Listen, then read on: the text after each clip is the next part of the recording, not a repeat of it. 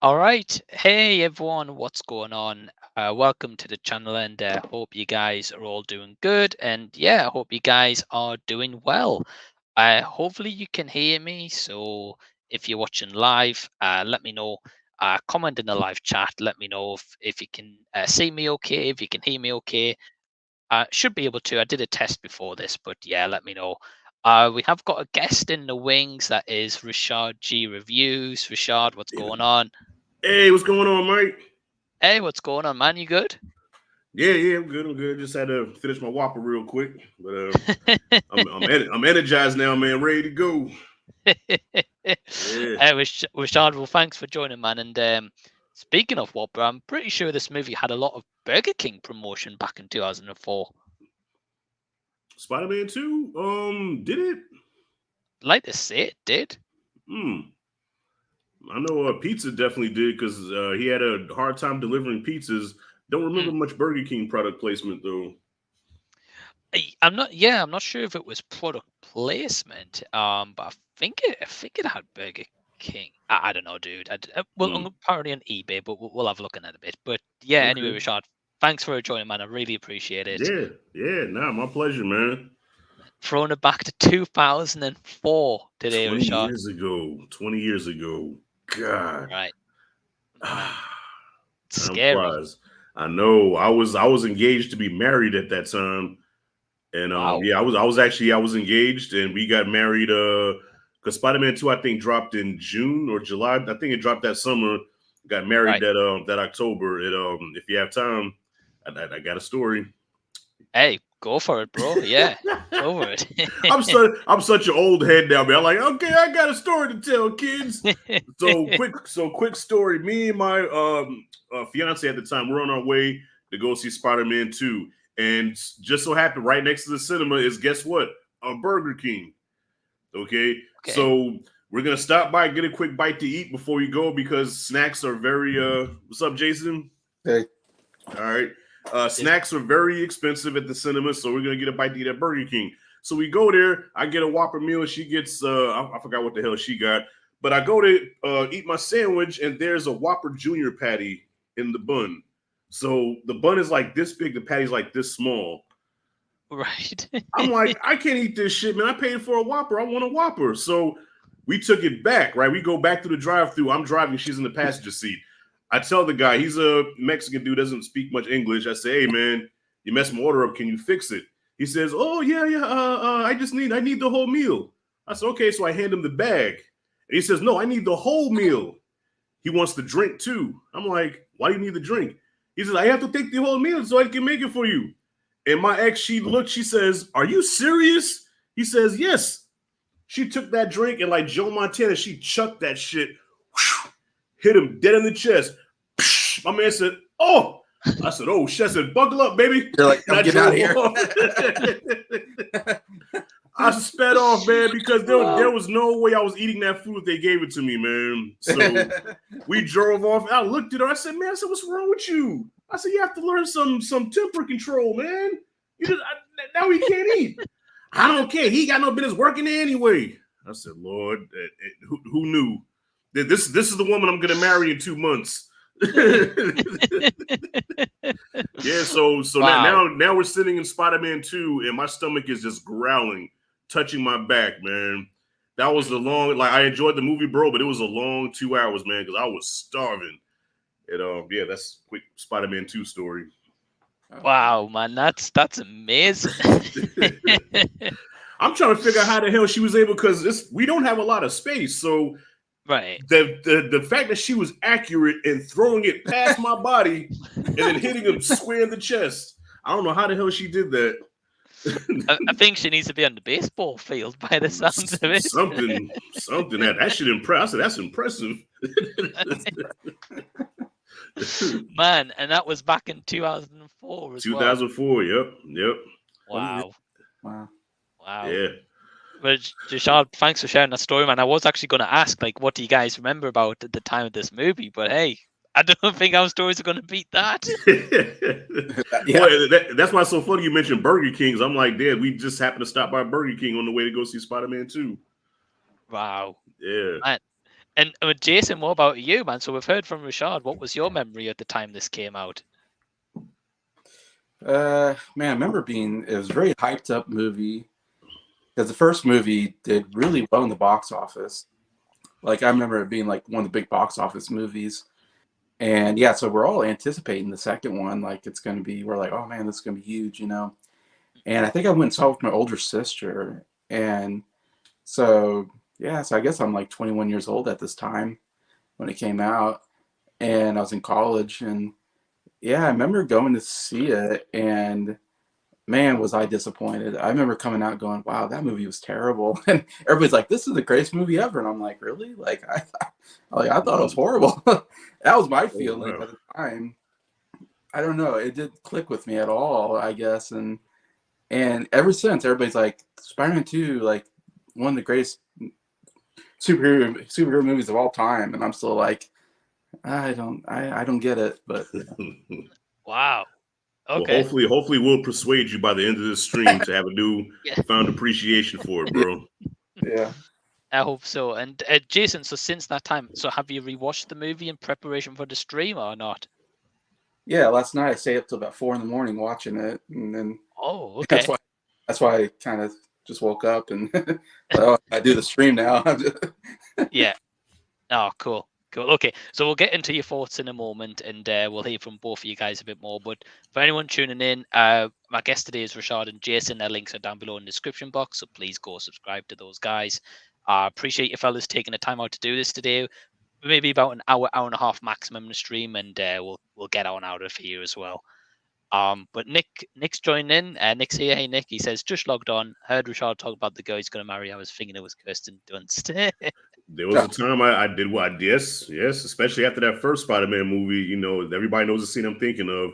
I was like, marry me? Yeah, shit. Even now, you seen her in Civil War? Kirsten Dunst is, she looking good. She's aged like a fine wine. Yes, she has. I remember seeing what was it? That cheerleading movie. That was the one that I was like, wow, she is so good looking. Yeah. I'll bring it on. Bring it on, yep. Yeah, I'm bringing it on. Like, oh man, like yeah, I was in love. She got old. Hey, listen, bro. The older the berry, the sweeter the juice, man. Remember that.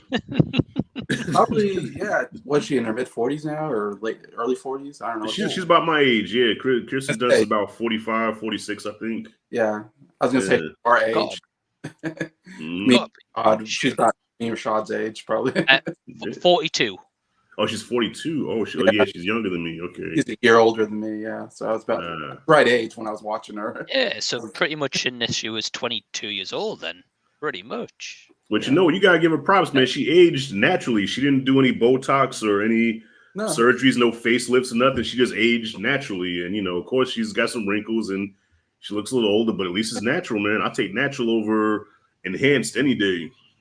Right. Especially nowadays, so many of them is enhanced. They're unrecognizable at times. Yeah, exactly. But no, so Kirsten Dunst, yeah, man, she's definitely aged really well. So I'm going to try this out. I'm going to see if this works. I'm going to try and do a screen share. There we go. So we can get on the screen and talk while we talk about it. So yeah, so we're talking about Spider-Man 2, of course, came out in 2004 as discussed. The sequel to Spider-Man from 2002.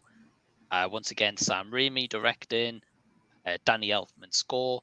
And yeah, the movie budget was $200 million, made $795 million. So big summer movie. And you're right, Rashad, it was about June that year released. Yep. Yeah. And just very quickly, so Jason, I'll fire it over to you first. So what's your thoughts on the original Spider-Man movie from 2002?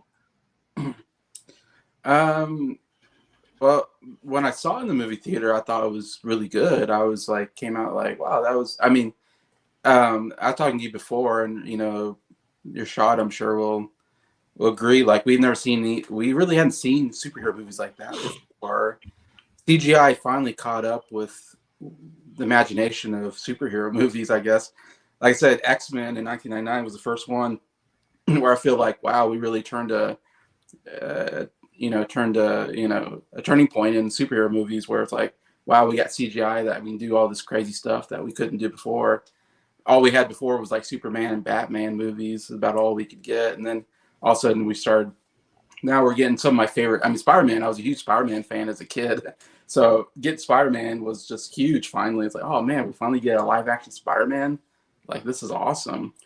And, but since I saw it in the movie theater, I've seen it a couple times here and there. And I go back to it, and there's something about Sam Raimi. I'm not a big Sam Raimi fan. I can't say I've seen a lot of his movies, but the ones I've seen, I haven't been enjoying. There's something cheesy about his style that I'm like, wow, this is like, I don't know. I know he's like got a horror background or something. You can kind of see it in this movie, some aspects of horror in it, but it's like a B horror cheesy thing. I don't know, for me.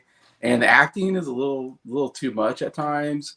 I really don't like the Green Goblin costume. I think it's just like, oh my God, like, because I grew up reading the comic books and stuff like that. And he's got like a green like mask thing, but it's not like a metal mask. Mm-hmm. And so now I watch it, I go, what's a stupid metal mask thing? You know, I love how they did No Way Home. Like, I thought he looked great in No Way Home. I was like, yes, that's what we should be seeing. Anyways, and so there's parts of that movie that I just go, I'm not sure I enjoy. I don't know if I like the love story between Peter Parker and MJ. I don't know if it works for me either in a funny way. I don't know. It's just the actors just didn't seem like that good enough chemistry or something. So I kind of go back going, I'm not a big fan of the series. Right. Because of the actors, because I really love Andrew Garfield and Emma Stone in the Amazing Spider-Man, 2 Amazing Spider-Man movies we got, and I really like Tom Holland and Zendaya. I don't know. I thought those two worked better for me. I don't know why, but yeah, I can get you. And I think it's one of those things, Jason. I think it's upon rewatch. It depends how the movie's aged as well. Like, of course, like there's some great practical effects in that first movie, and this one, which we'll touch on.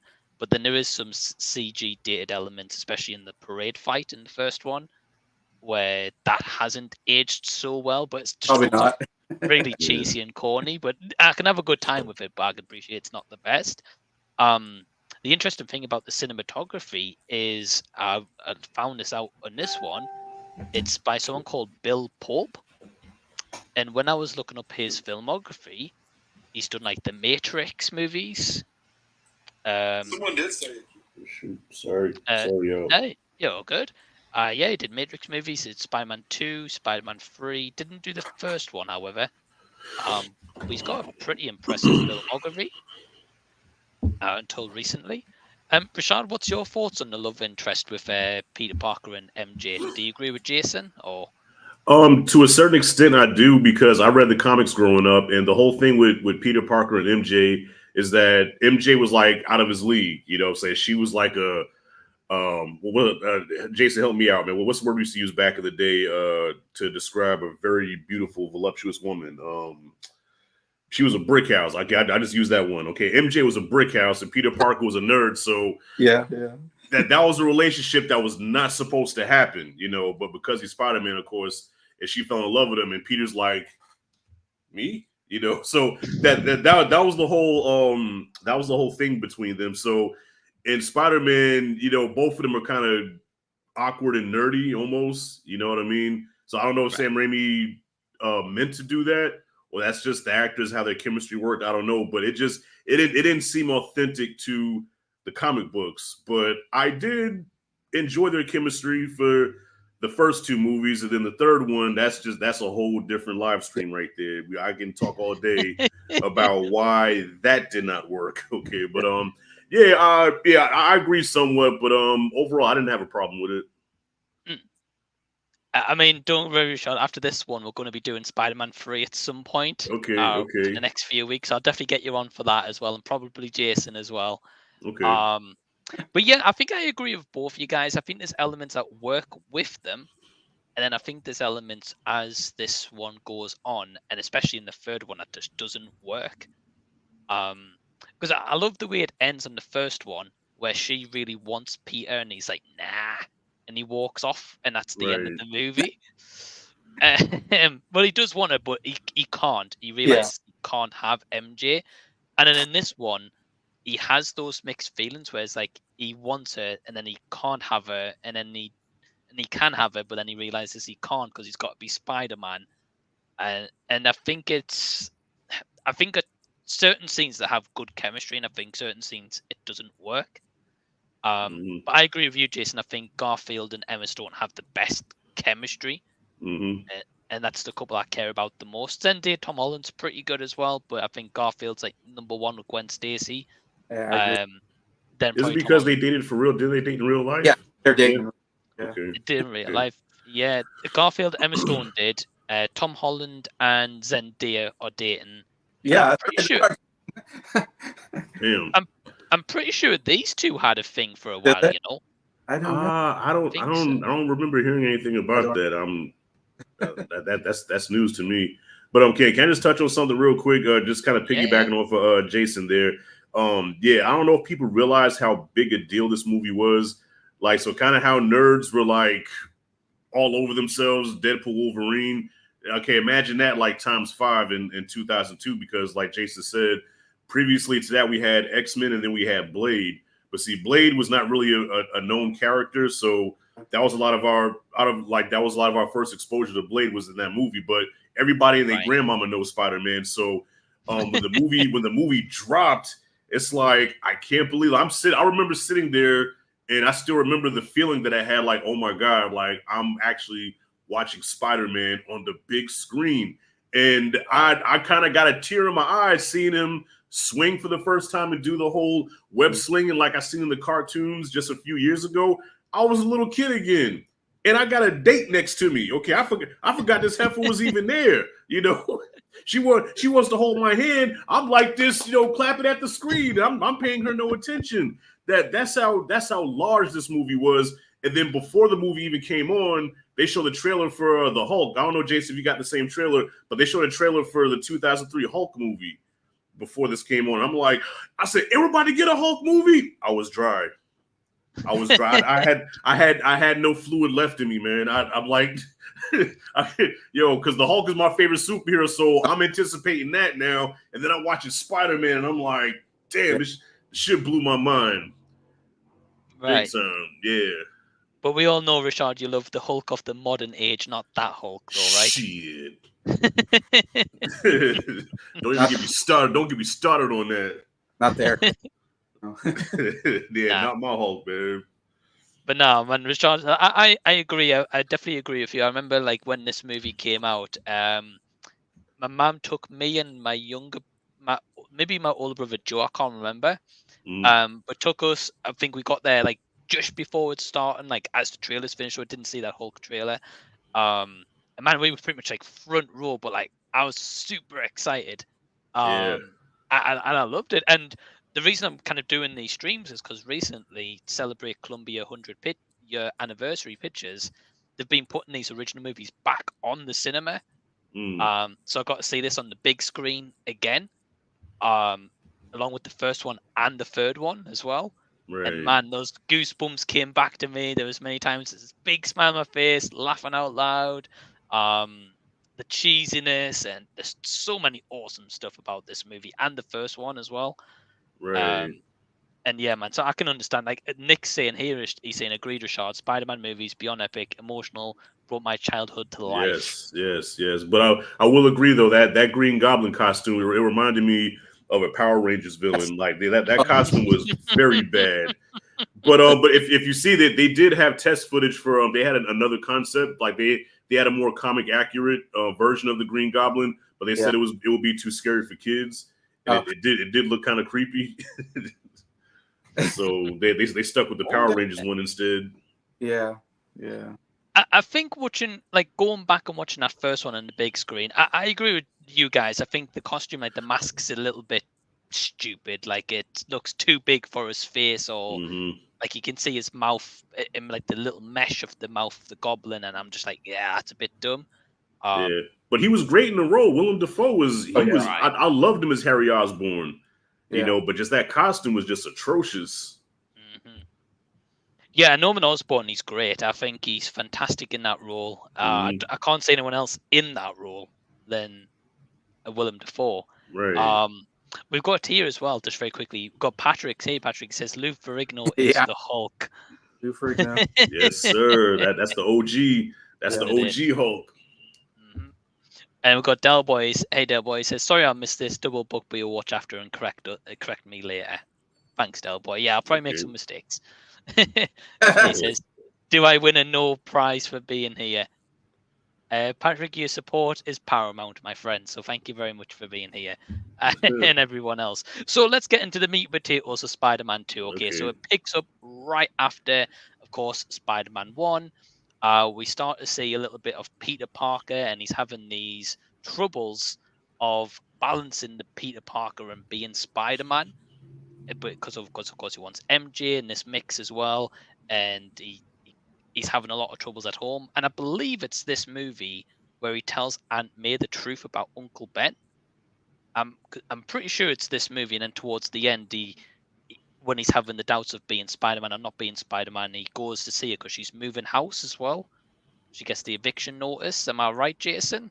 I thought that was the third movie where he told the truth about Uncle Ben. What do you mean the truth? Oh, about that he was there when he saw him get killed. He could have stopped the guy that killed him. I could have sworn that was the third movie. I think it's this one, right? Yeah, this one he tells this one. Okay. Right. Well, he has that conversation about he didn't go to the library like he told Uncle Ben. Ah, okay, gotcha. And that was the first time telling Aunt May that story. Yeah. Okay. Oh, okay. You're right. Yeah. Okay. It's the third movie. I guess they got the wrong guy. Yeah. That's where. Okay. Yeah. I got my Spider-Mans mixed up. Okay. Yeah. Right. well, here's a question right at the bat. I'm going to ask you guys. Rashad, I'm going to ask you first. Okay. In this trilogy of movies, at any point, would you have liked Peter Parker to tell Aunt May that he was Spider-Man? No. He was never, because if I recall in the comics, I don't think he ever told her that he was Spider-Man, unless a later version, like alternate universe, he finally tells her. But no, that's something that's supposed to be to his grave. He was never supposed to tell Aunt May. Right. But I do like the fact he does call her Aunt May, unlike Tom Holland when he just says May. That chaps my ass every time I hear him say that. Like, no, Aunt May. I'm from the old school. Yeah. You don't call your aunt by her first name unless you put an aunt in front of it. That's true. Right. Yeah. Right. I never call my aunt like Lily, for example. I'd just say Aunt Lily. Right. You get slapped in the mouth, boy. Yeah. Put an aunt in front of that. well, the reason I ask about Peter Parker telling Aunt May that he's Spider-Man is because, of course, we see that in Spider-Man: Homecoming, where he's dressed as Spider-Man, and the movie ends with him turning around and Aunt May stood there and she sees that he doesn't tell her, but she sees it. Finds out. Yeah, she finds out. Yeah. But Jason, what about you in this movie in particular, especially as he reveals he wasn't there that night when Uncle Ben died? He lied about going to the library. Do you think it would have added anything to the story if he told Aunt May that he was Spider-Man? I mean, I figured either she knew already instinctively, maybe, I thought, but I figured she would find out at some point. That was going to be a big point of the movie or the series for sure. And I'm fine either way, I guess. Right. I mean, I think originally they planned about 6 of these Spider-Man movies with Tobey Maguire. Really? And some spin-offs. But of course, after the third one, that one got bad reception, didn't it? So they were like, nah. But it made a shit ton of money. But I don't know if that was creative differences. But it as much as critics slammed that movie, I think that was the highest. Well, one of the highest grossing ones, I think. Rashad, it did great. Mm-hmm. Especially this one. This one did really good at the box office. Yeah. But we'll move on to we'll talk about the characters individually. So first up, Rashad, we'll talk about Tobey Maguire. So what did you think of his performance throughout this one? Oh, I loved it. You see the complexities of the character of Peter Parker, going from just a straight up nerd to superhero in the first movie. This one, you get to see, the inner conflict, how he's dealing with being Spider-Man and how, unlike a lot of superheroes where they're happy to have superpowers and, wow, I can do all these amazing things. But in Peter's case, he's facing eviction. He's doing terror. He's about to get fired from his job. He, lives in a shithole apartment where the door doesn't close all the way, and trying to juggle being a superhero and you can't be with the woman that he loves. So the boy has some problems, and you feel for him as a person, as a character, as opposed to just, wow, that's Spider-Man, he's going to save the day. Like, you really care about him as a character. And I thought Tobey Maguire did a great job at all those layers of his performance. So yeah, I dug it. Yeah, I think I've got to agree with you, Rashad, and I think that Turmoil's like probably the best part of his character arc out the three movies. Because you're right, he's failing school as well. Dr. Connors is like, he's turning up late. He's like, well, if you want to be here and pass, you need to be here.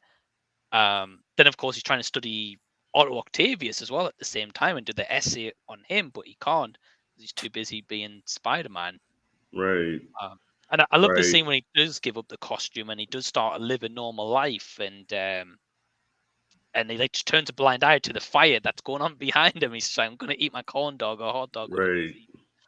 But Jason, what about you? What do you think about Peter Parker's arc here?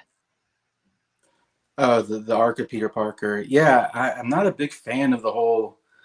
I lose my powers all of a sudden because I'm having like.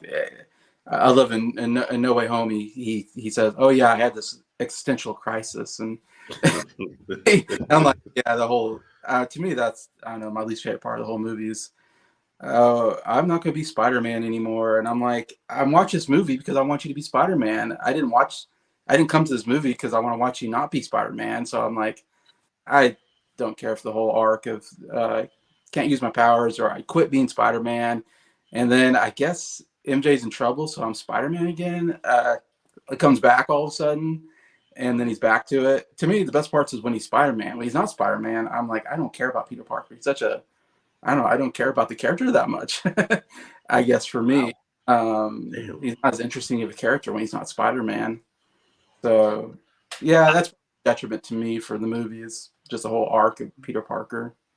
But you don't think that added to the you don't think that added to like similar to Superman 2, how when Superman gave up his powers to be with Lois Lane, and then when he becomes Superman again, you're like, yes, we got Superman back.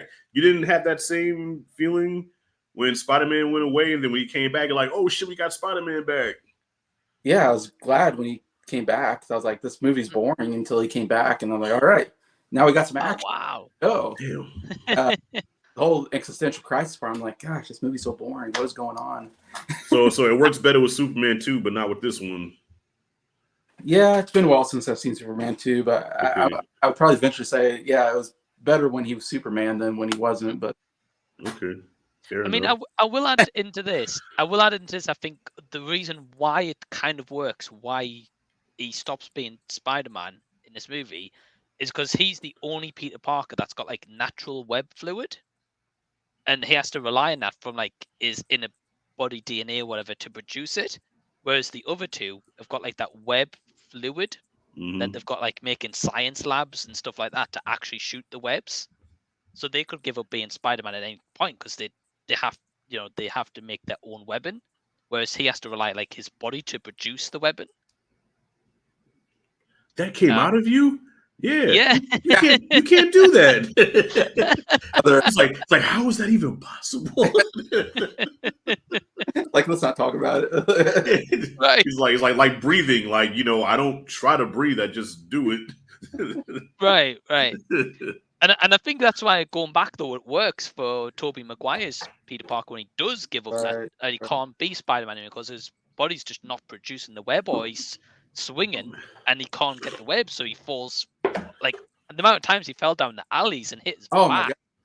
Yeah. I was like, wow. I was like, I know he's got a bad back and superpower. How is he not in the hospital at the moment? It's like John Wick.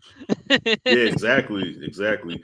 But I think, okay, so if you're on board with the Peter Parker character, I think you can appreciate the arc just because you feel so bad for him. Like, damn, I just want to see this kid catch a break, So when he gives up being Spider-Man and now he can do all the things that he couldn't do while being Spider-Man, there's a party. Well, at least for me, there was a part of me that said, you know what, good for him. Because you see him go through so much and you feel bad for him. Like, you know what, good for him, man. Live your best life. And then Doc Ock comes. It's like, okay, bro, we need Spider-Man back now. But so it all depends if you're on board with the character. But in Jason's case, like, he didn't care either way. So in that case, you're not gonna like it, Right. So I get it. Right, and I think it depends, because I think there's arguments for both sides, Rashad. I think you're absolutely right. I can see Jason's point where when Spider-Man's not fighting, it can be like, right, what's like what's going on in this point? Like we need someone to beat Doc Ock, and he's getting away with all this building in this abandoned warehouse kind of looking building. But yeah, when he does turn back to Spider-Man, I was like in that coffee shop when he like bursts out of all the rubble. I was like, "Here we go, he's back." Yep. Got an applause from the crowd too. The crowd was cheering at that part.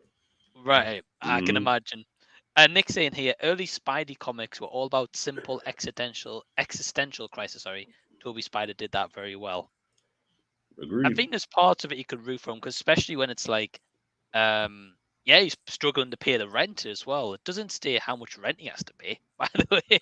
Well, it's New York, so a one bedroom apartment costs like $10,000 a month. I'm exaggerating those numbers, but New York is very expensive to live in.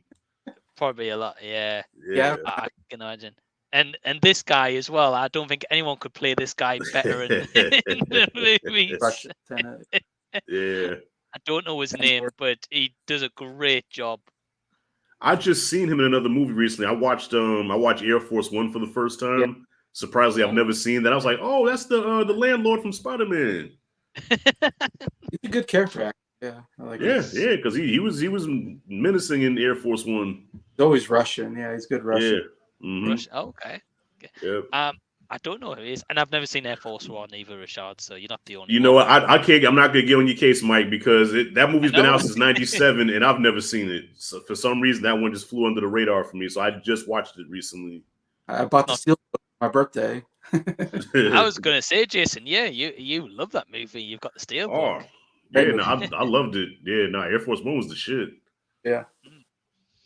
Patrick's adding, he says, remember Doc Ock had a thing for Aunt May in the comics? Really? I don't remember that. Okay. And he says, too many people know Spidey's secret identity in this trilogy. Facts. Well, yeah, everybody on that train knows who he is. Right. Oh, yeah. Right. And especially if that scene was in like the modern Spider-Man trilogy, and they're like, oh, we won't tell anyone. There'll be someone there with their phone out, taking the pictures like this, Yeah. Found out who selling it to Jonah Jameson as well. Oh, yeah.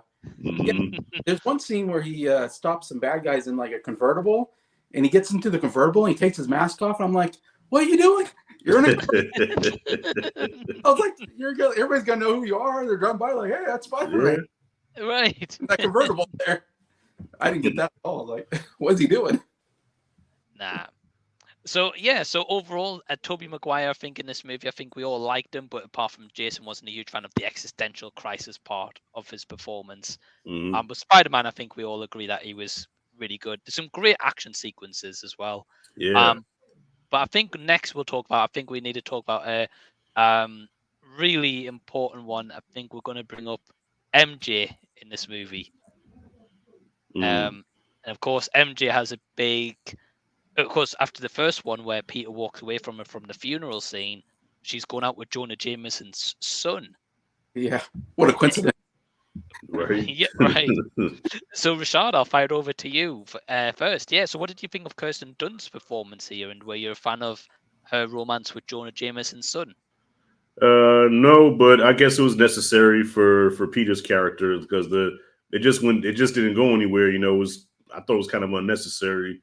This was the beginning of annoying MJ. She wasn't that bad in the first movie, but for some reason, as time went on, she just became kind of a selfish, whiny little brat. That always just, it's about me. What about me? Shut up. You know what I'm saying? Golly. Yeah, so this is the beginning of my dislike for her character. And I think actually people didn't even like her casting. Because, like I said in the comics, Mary J, she was like beautiful. Not saying she ain't beautiful, but people was like, "Nah, man, that's not MJ." MJ is like a fucking a brick house, man. And Kirsten Dunst. So, but yeah, her character wasn't bad in this movie. But the whole thing with J. Jonah Jameson's son was like unnecessary, And of course, I don't like the fact that she left him at. This is a sensitive spot for me. Okay, the fact that she left him at the altar. Yeah. All right, just left him there with his dick in his hand. You know what I'm saying? Excuse my language, but just you know, and just left. You know, think about how that brother felt. I know we all here to see Spider-Man, but put yourself in the mind of the groom. The love of his life just ran out on him, man. Imagine what he did that night. He probably was a drink away from suicide, man. You don't do stuff like that. So yeah, now that I think about it, she ain't shit. Yeah, he wasn't a bad person. I don't think that they ever. He was an astronaut. He had money. He was good to her. Yeah. Mm-hmm. And he was supportive of her career. Like the main thing with Peter was that he didn't support her career, and your boy was there every performance. You know, I don't. Right. Women. Well, there's also, can't kill him. Well, there's also a point. I know we'll kind of talk more about this in the third installment, but then like during the first movie, she has a brief romance fling with Harry Osborn, mm-hmm. and then the third one, she kind of goes back to him. In a sense, and then in this one, as you said, Rashad, like the astronaut guy, Jonah Jameson's son, I can't remember his actual name. But yeah, he's good to her. He treats her well. He's got a good, stable job. And yeah, he's just there for her all the time. So what's the lesson you take from that, Mike? Basically, don't be there for her, and she'd be all yours. No. The takeaway from this is a nugget here. This is a life lesson. No matter how many credentials you have, no matter how good you treat a woman, once a woman has in her mind what she likes and what she wants, like Peter Parker could be going upside her head, giving her like freaking Undertaker choke slams and stuff, okay? And he treats her way worse than this guy, but because he has this, it's a wrap, you know. So don't go all out, kid, boys and girls. Look, boys, do not go all out for a girl because she like what she like, whether you're good to her or not. And that's the bottom line. Yeah. Because Rashad G said so. Because Rashad G said so. Hell yeah. Give me a beer.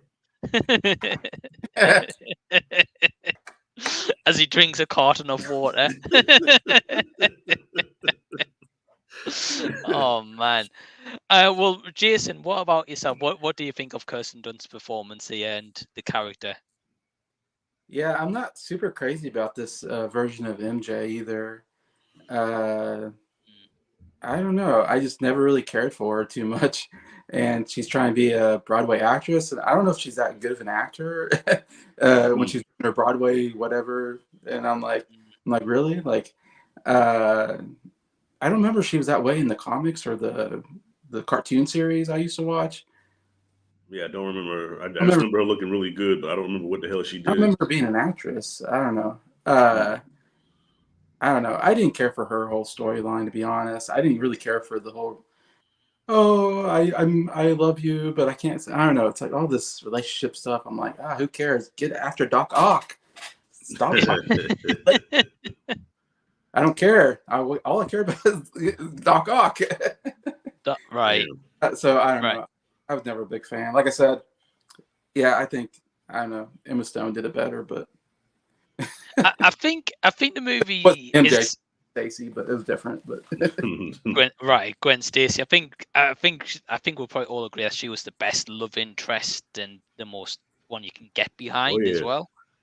Yeah. Gwen Stacy. Yeah, she was a G. You know what I'm saying? She was what you call a ride or die. Right. Yeah. Oh, it'd be her any day over this MJ or Zendaya's MJ. 100%. Yeah. I agree with that. Yeah, but I think I agree with you guys. I don't hate a character. I like when we I think there's certain aspects where, like, again, certain scenes she's like pretty good, but I think when she gets to the theatrics with the whole like theater performance, I think it's a bit cheesy. Which of course leans into when Peter doesn't show up for the theater performance and he's late, and he doesn't get in. But then I think throughout the movie, she's just given signs that she wants to be with Spider-Man from the beginning.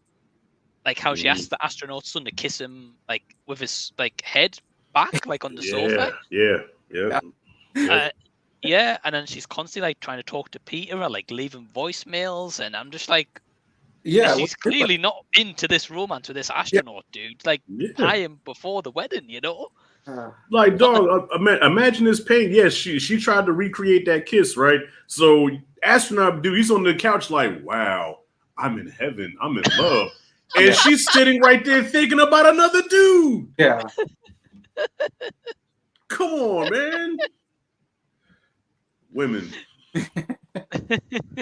I was going to say, yeah, like, he's in Cloud 9, and she's like, nah, not the same. Like, I want Peter.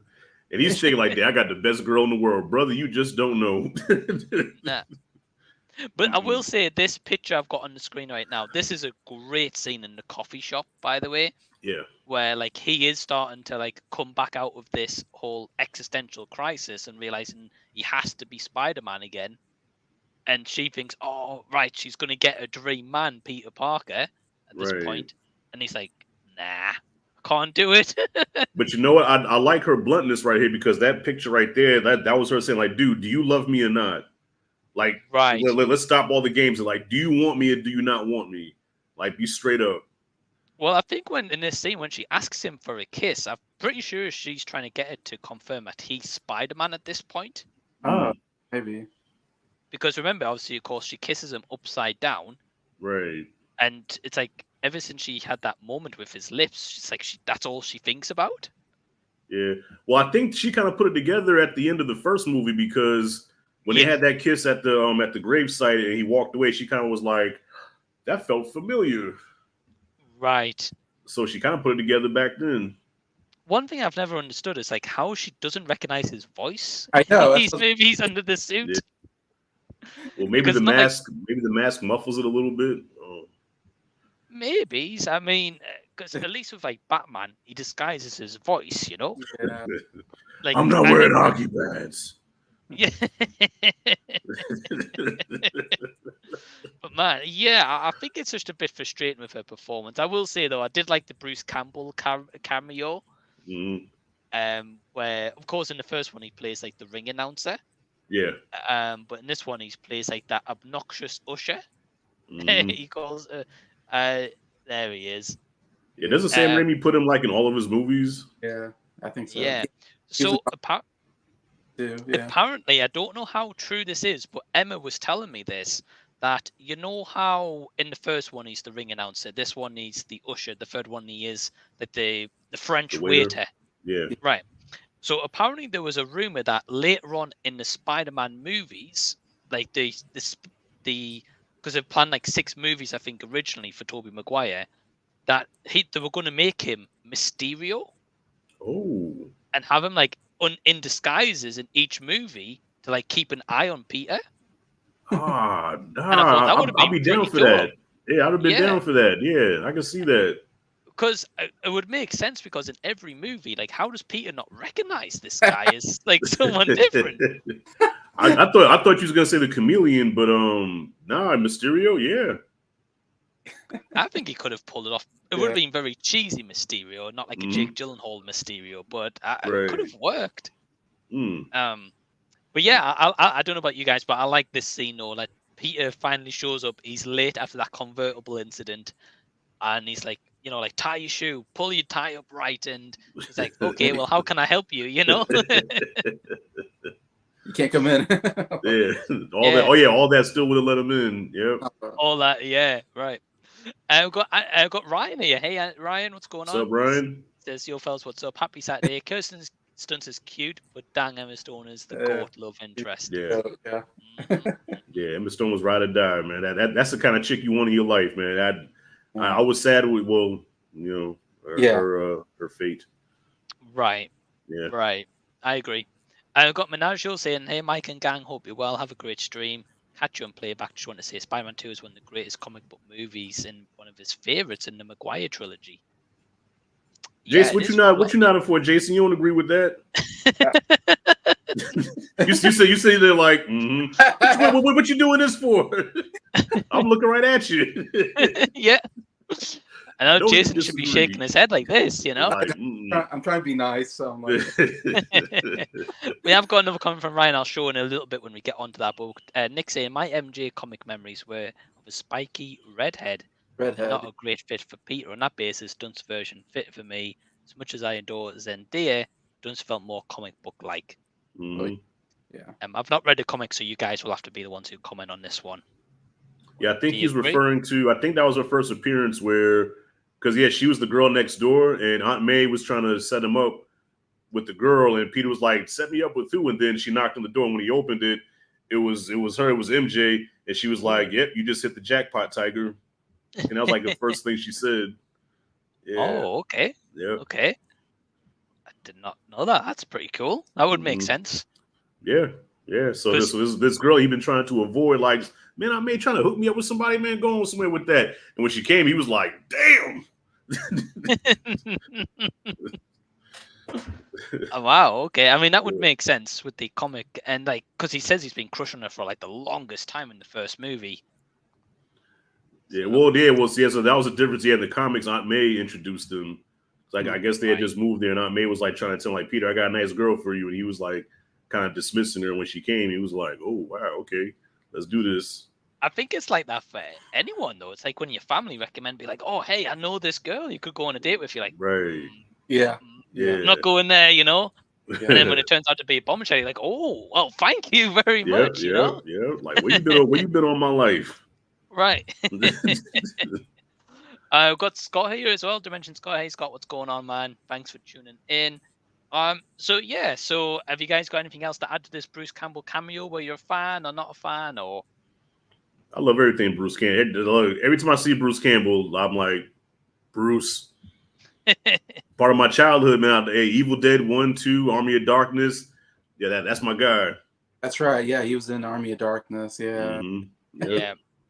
Well, of course, best friends with Sam Raimi in real life, so that's probably why he's like cameo in pretty much all of his movies. Yeah. Okay, so we've talked a little bit about MJ. We talked a bit about Tobey Maguire. We're gonna have to bring him up. We're gonna have to speak about Harry Osborn. Oh yeah. Now we're just talking about his character, not about him in real life. You know, the beloved James Franco. the beloved James. Yeah, right. I'm trying to bring him up, but to bring it. Here we go. Right. Okay. So, Jason, I'm going to fire it over to you first. So, what was your thoughts on Harry Osborn in this movie? Yeah, I thought James Franco did a good job here.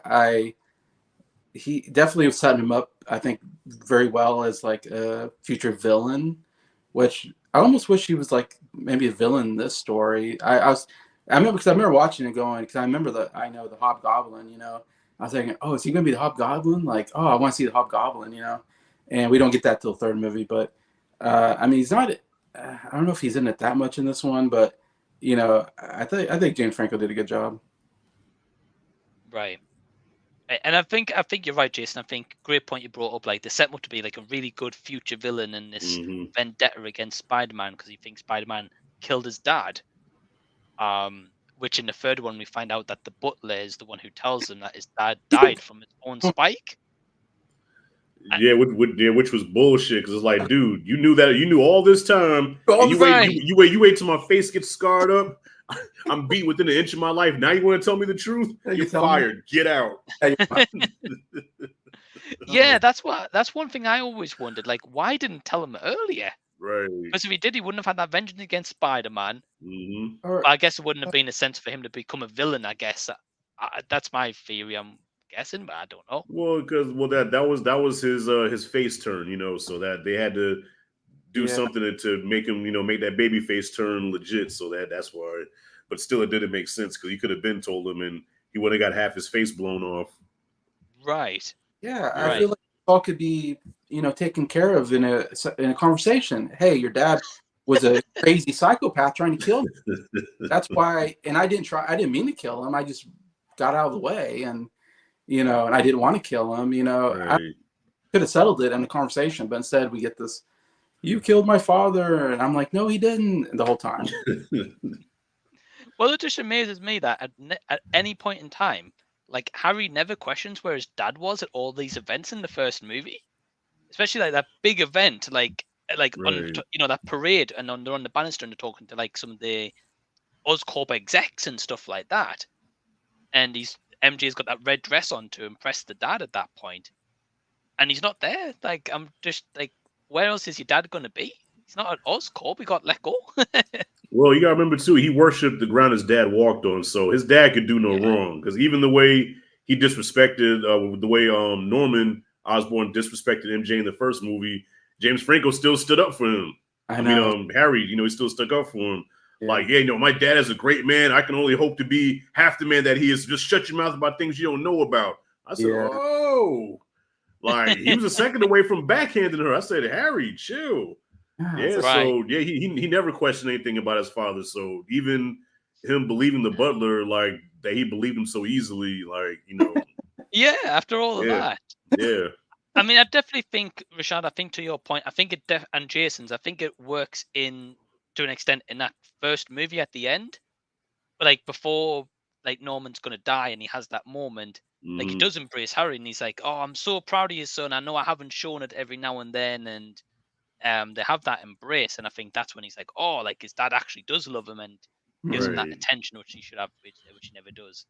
But yeah, Rashad, well, what about you? What did you think of James Franco, Harry Osborn performance here? Oh, I thought he did great in this movie, man. Just total what it called 180, 360 turn from the first movie. As a regular, teenage kid who was kind of on the same level as Peter Parker, and now he's like thrust into this position where he's a CEO now. He's a mogul and a little brash, a little arrogant. You know what I mean? So just a total different character than he was in the first movie. And yeah, you do see the seeds here, the beginning of what's going to become the new Green Goblin.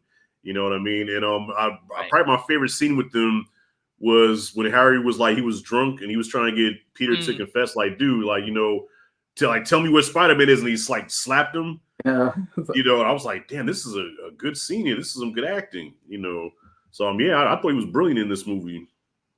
But saying that as well, Rashad, I think that scene works so well in terms of like Peter's turn of not being Spider-Man anymore. Because of course, like he gets slapped by his best friend. Yeah, that was the last straw. Right, and then of course he got to turn around at that point. He's got to take the picture of the girl he wants. Yeah, just getting engaged to the astronaut guy. Take the picture. Come on, get up here. Yeah, it's like how much can a brother take? I know. Right, and I think that's why the face turn, like, it doesn't be Spider-Man anymore. I think it works pretty well. But I can get Jason's point where he wasn't a fan of like those sequences after that point, though, because it does take a little bit of time before he changes his mind. But you know what? It was borderline silly. Like any sillier. You have Spider-Man 3. So this movie kind of walked the line of absurd and brilliant. You know what I'm saying? So luckily it didn't veer off to where it becomes 3 when he's doing this shit, When he does the But it's still silly, but just the right amount of silly where it's not ridiculous. Right. Yeah. Right. But yeah, I definitely agree with you guys, though. I think that Franco's performance here is definitely the best out of the trilogy. And his vengeance and hate builds up really well. I don't know if you guys know about this, but Willem Dafoe wasn't actually supposed to be in this movie. Because he's in that cameo scene at the end where, he shows like the mirror and stuff. Fun fact is he was actually shooting a movie on the same street that was shooting Spider-Man 2. So he went on like a break or whatever. He went over obviously to see them and say hello. And Sam Raimi was like, "Oh, hey, we're going to put you in a cameo in the movie because you're here." And that's how he turns into that cameo at the end. He wasn't actually supposed to be there. Oh, wow. But I think it works. I don't know how Harry can see his ghost, by the way, but he can. Well, hey, it's hereditary, man. Like they're both insane. Harry, even before he took the serum, he had, he was kind of crazy. So like father, like son.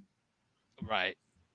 Yeah, I guess so. They don't explain how he can see his dad, but we'll roll with it.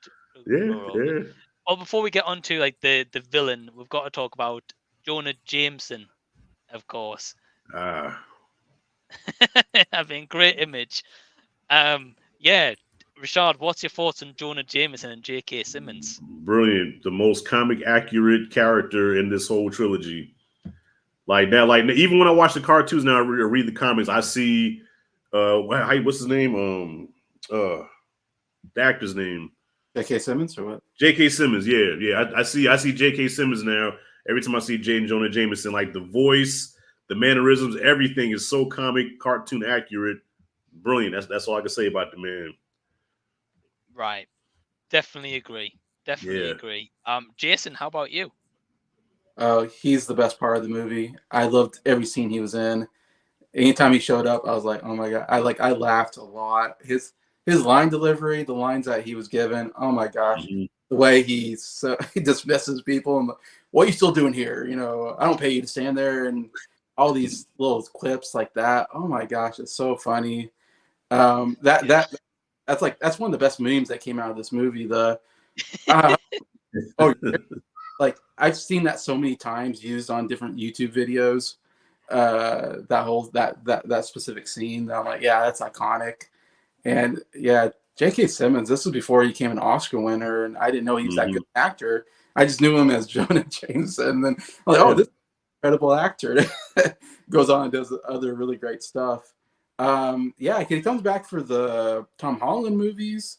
I think I thought it's funny. I feel like we had this conversation already, Mike, didn't we, on something else? Maybe. He does the voice in the Spider-Man video game, I believe. Mm-hmm. Yeah. What did they do for the Amazing Spider-Man? Did they have a Jonah Jameson? No, they referenced the Daily Bugle in the second one. Okay. Like he's not in them. Okay, so I'm like, this is the only Jonah Jameson I know now. Yeah, it's J.K. Simmons. Oh, it's so good. Yeah. I'm telling you, if you go back and watch the cartoons, you like even the old cartoon from the '60s. That's J.K. Simmons, man. Like he was born to play that role. Yeah. Yeah. One thing I'm always curious by, though, you know how Jason, you've just mentioned that he's in the Tom Holland Spider-Man movies, right? Which he is, but they never explain how he's the Jonah Jameson of that multiverse. I know. Interesting casting. I liked it, but yeah. I know he's different. I know he's got like a bald head basically in that universe as such, and like he's actually got hair, but it's still the same guy, you know. Just found that interesting. But no, I definitely agree with you guys. I think, as you said, Rashad, perfect casting, perfect character, the comedic timings where he's like, you know, like someone tells him like he's like, right, you're fired. Yeah, and then they're like, you need a headline. Okay, you're rehired. Every time.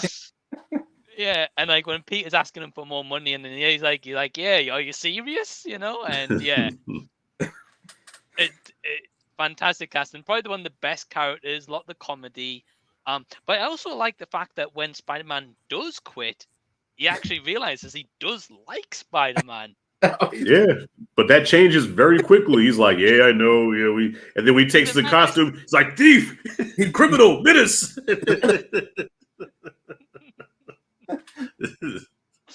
Yeah, and he never posts a nice Spider-Man story in his paper.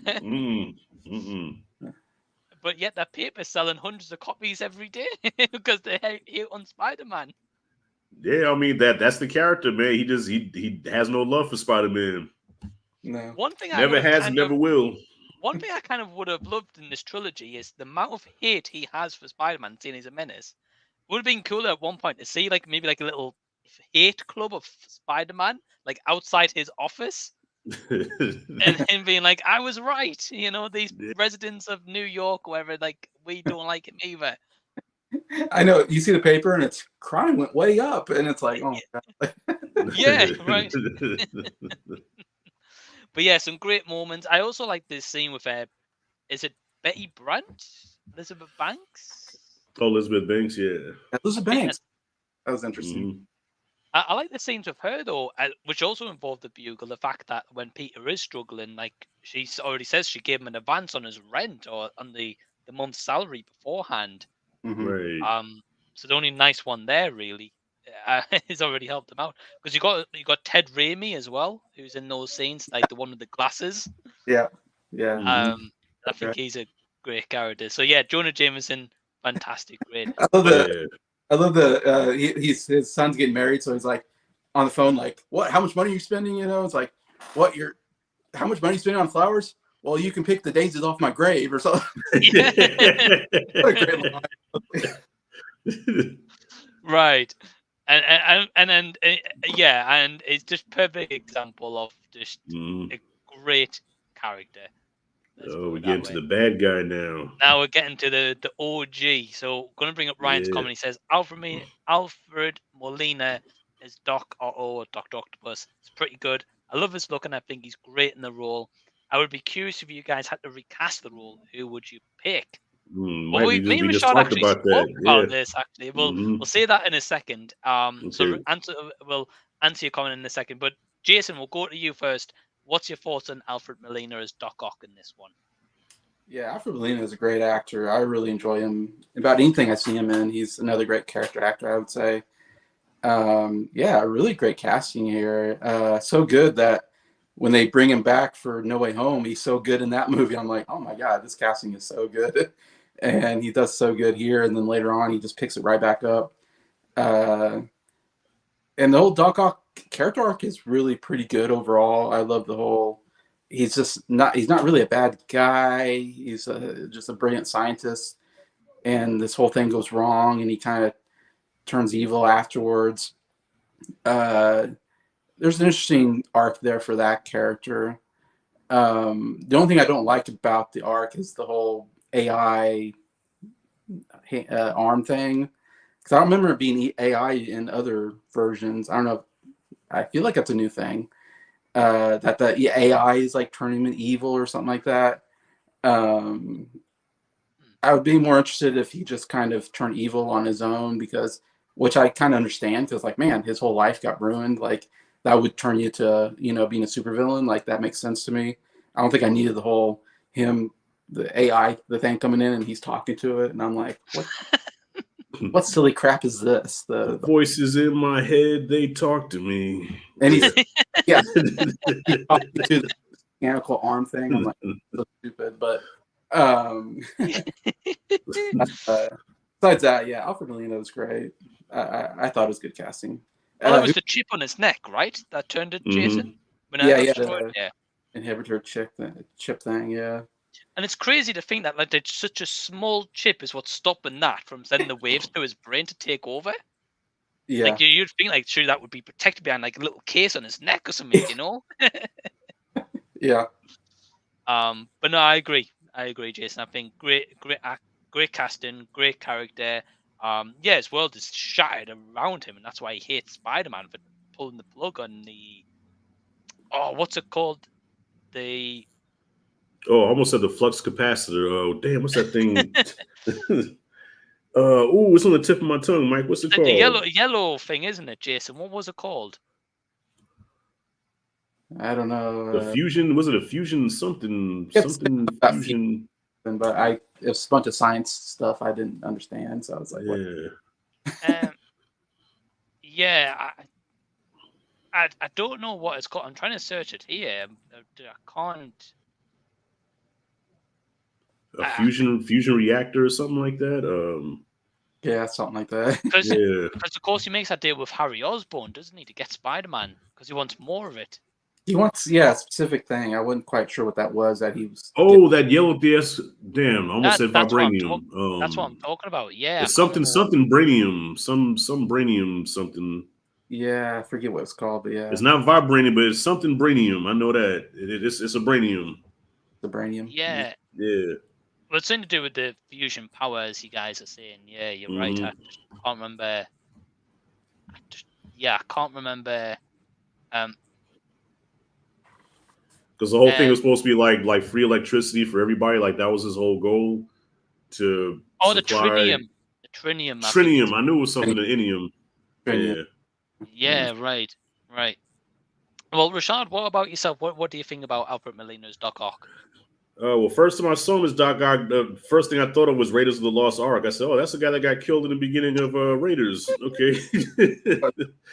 And also he was in Species. I wasn't opposed to the casting. I remember people were criticizing him, saying that he wasn't in shape to play Doc Ock because when they first did the marketing for the movie, they showed him with the trench coat with no shirt on. And they was like, "Dude, Doc Ock with his man boobs out, man. Do some push-ups or something." They hired this fat guy to play Doc Ock.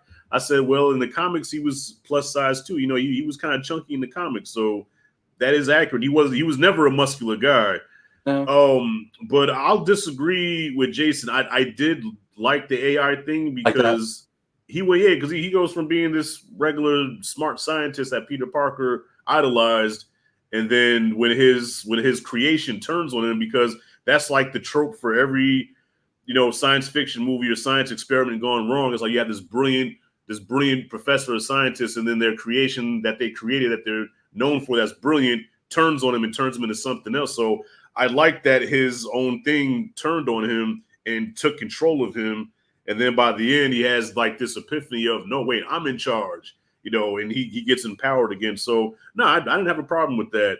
And yeah. It's poetic, man. It's great storytelling. Scientist gets taken over by his own thing. And I think was it lightning or something that struck it? That's why it malfunctioned in the first place, right? When he was doing he's doing that whole thing, and he was doing the presentation. That's when it shocked him. So I liked all that, and I thought he wasn't just a regular mustache twirling villain. Like, he had layers to his character. There was a method to his madness and why he was the way he was. So you didn't hate him, but it's almost like you kind of felt sorry for him. Right. And it's like when him and Spider-Man face off, it's like teacher versus student. So I like that whole aspect of that. So I thought he was great. Yeah, I think I agree with both of you guys. I can see what Jason's saying about like the voices in his head, and he's talking to this tentacle, and I'm like, the tentacle's not talking. They talk to me. Every time you say that, that's what I think of. I'm sorry. I got that song in my head now. Yeah, I think he's a good villain, though. I think, like, I'll ask you guys this in a minute, but I think my favorite scene with him is the bank scene. Mm-hmm. Like, it's just really cool, and the fact like he throws the money bags, and like that's the scene where it causes first harm to possible Aunt May as well. So that's why Peter's like, I've got to stop this guy as well. But no, I think he's a great villain. I do agree with you, Rashad. I like at the end how he has that epiphany, and he's like, I'm the only one who can stop this. Someone's got to go down with the trinium, otherwise it's going to blow the city, basically, at this point, how big it gets. But I do also like... sorry, go ahead. No, go on. Oh, no, I was going to say, I have to mention the visual effects on Doc Ock. Like, the things they were able to do with him, like, because, they use practical and CG, of course, but there were times where they bled into each other so, like, you couldn't tell when it was CG and when it was, practical, and... Like, a few movies pull that off convincingly, where you're like, because we watch so many movies, we can tell automatically, oh, that's CG, oh, that looks practical. But here it's so seamless, you really couldn't tell. So yeah, the visual effects in this movie are steps above the first one, because even for its time, I know you're saying like some of the effects didn't age that well from the first one, but even back then, I was like, ooh. Like when Peter's jumping from building to building when he first gets his powers, that shit looks so cartoonish. I'm like, bro, this is like CG like a mug. But here, man, I think they won an Oscar for Spider-Man 2 for the visuals. Yeah, the visuals are fucking top tier. Yeah, the visuals are fantastic. And I think one bit of trivia I think I read is that, of course, as you said, Rashad, there's behind the scenes photos of like the tentacles being real, set up mechanical, and I can't imagine how much that weighed, to be around him. Whereas in No Way Home, even Alfred Molina said in public interviews, he's like, it was so much easier because it was CG'd, the tentacles at that point. It wasn't real, whereas this one, it was. Mm-hmm. And it pays off big time. Even nowadays, you're like, wow, that looks great. Yeah, because it sells the illusion. The whole thing with movies is that these are illusions that our mind processes as, okay, that looks very real. Similar to Jurassic Park with the T-Rex. No, it was CG and practical. And so your brain doesn't know the difference, which makes it even scarier. So when you watch this, the same thing is like your brain is tricked to thinking like these tentacles look real as shit, like that they're their own characters in a lot of ways, So I thought it worked. But that's a great point as well, though, Rashad. The tentacles are like a character themselves, and it sells you on the illusion that you don't want to be in the vicinity when he's about, Right. And I think that's why I love the bank scene, because it's at that time it was different to anything you've ever had in superhero movies up until Homecoming, really, because Homecoming had that scene in like the ATM part battle, but like there was no other superhero movie, as far as I'm aware, had a scene where they have a fight in the bank. Yeah, Could because be when wrong. you think about it, Spider-Man 2 didn't have a whole lot of action. It didn't have as much action as the first or the third movie, but the action was just so significant. You know what I'm saying? Like the action was so memorable where even though it wasn't a whole lot of action, especially with Doc Ock and Spider-Man, but when it happened, it counted and you remembered it. Right. You know. Right. Some Yeah. big. Well, I mean, talking about one. You can't really talk about this movie without addressing the train scene, the train sequence. Yeah. Iconic. Yeah. Big scene. Yeah. Absolutely. And Jason, what did you think? Like what Rashad touched on about not much action, but when it did have the action, it was great. What do you think about that? Yeah, that's probably my big criticism of the movie is like not enough action, because I remember watching it in theater and you get that bank scene. That's that's maybe the second best scene in the movie. Them going back and forth and on the side of the building and all that's really great. And then you get this whole chunk where there's nothing going on. And I remember watching it going, what about Doc Ock? It's all about you and MJ. And I'm thinking Doc Ock is, out there creating this thing that's going to destroy the city. Have we forgotten about Doc Ock?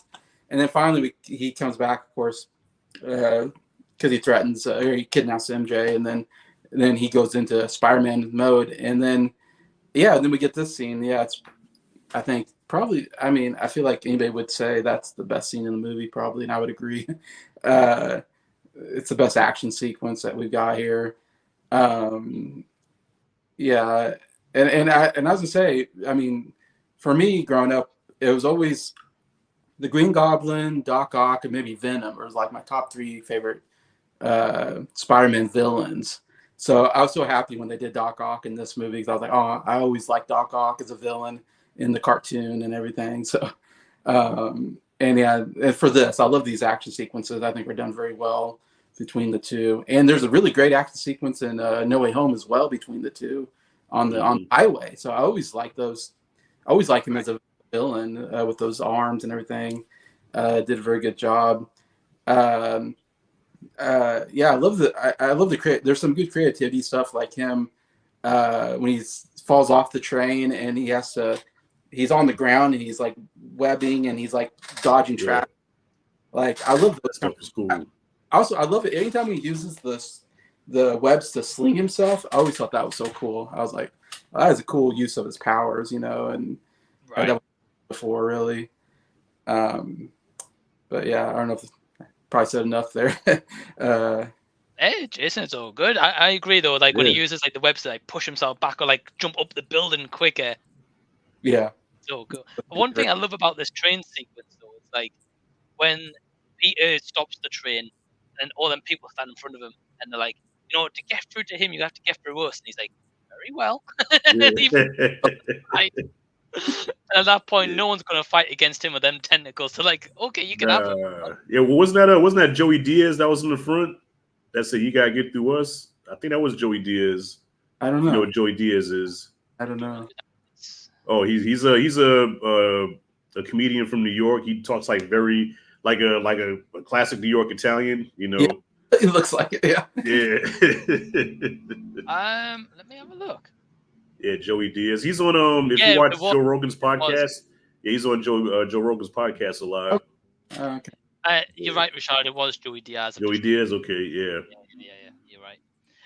One thing I've always curious though, you know how we get Spider-Man, and of course he takes him to Harry to get the trinium. Mm-hmm.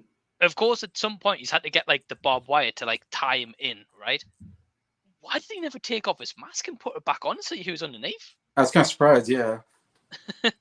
Like he doesn't know it's Peter Parker at that point. And I'm just like, sure, you would unmask him at some point to check yourself who this person is if you know them before you take him to Harry Osborn, Yeah. Because he would have had to spend the time to get the barbed wire to tie him up in the first place. Yeah. I guess he didn't care. Like one thing he had his mind on was the trinium. That's how obsessed he was. I guess he just didn't give a shit. Yeah.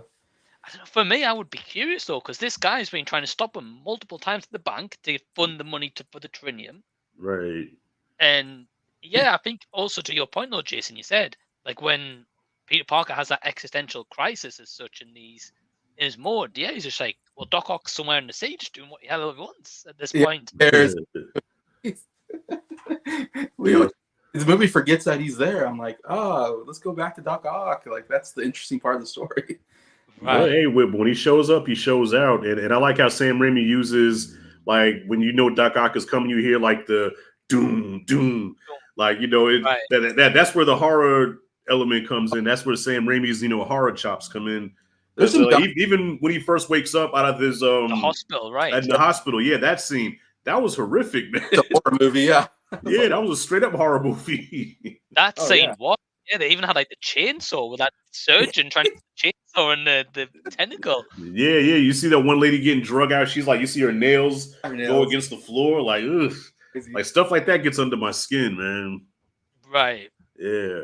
I agree. Yeah, there was a jump scare, like even with he shows up at Osborne's place and he looks around. He's like, "Where is he? Where is he?" And then he comes up, and I'm like, Right, Yeah. right. "Oh, horror movie! Like this is, you know, Sam Raimi background." And like, Yeah, so Right. so even though like yeah, there's a point where you don't see him that much, but like when you do see him, you know, they make it count. You know, unlike a movie I saw yesterday called Beetlejuice, where he was barely in the movie, and when he shows up, he just cracks a couple of bad jokes, and then you don't see him no more. Wow. Okay. Yeah. Well, I think I remember Rashad though in the first Beetlejuice, Michael Keaton's not in that much either though. No. Okay, here's the thing: they had the same exact screen time, right? But when you saw him in, like, back to what I'm saying, I sound like a broken record. When you did see him as Beetlejuice in the first movie, he made every scene count. He chewed up the lines, the scenery. You didn't forget him to where you don't see him for a while, but you're still thinking about the last scene that you saw him in. Right. You know, so you're full until you see him again. And that's like with this movie, Albert Molina plays him so well that you don't see him for a while, but you still remember the badass shit that he did previously.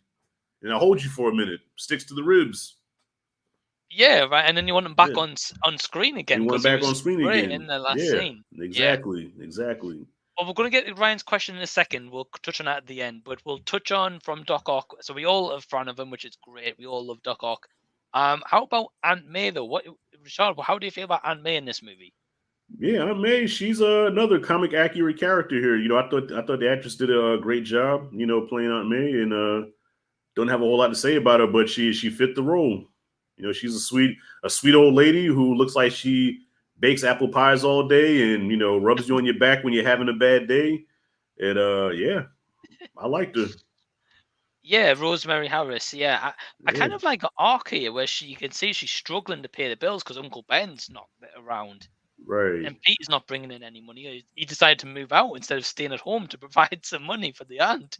Yeah, listen, and she's another ride or die. When Doc Ock was trying to get the drop on Peter when he was trying to cheat, and she had that umbrella, she says, "Shame on you." I love that.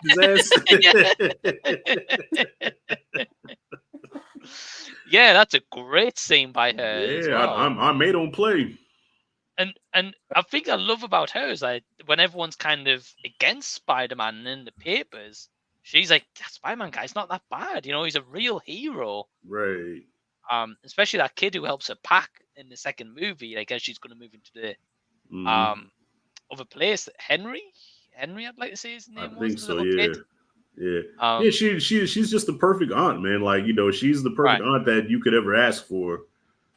You know, she always knows the right thing to say. She always knows how to make you feel better. You know, she gives you some of that hard truth that you need, but in a gentle way. You know, I felt so sorry for her in this movie that in this scene in particular, where she's told no by the bank, but she's like, "Oh, at least I'll get a free toaster."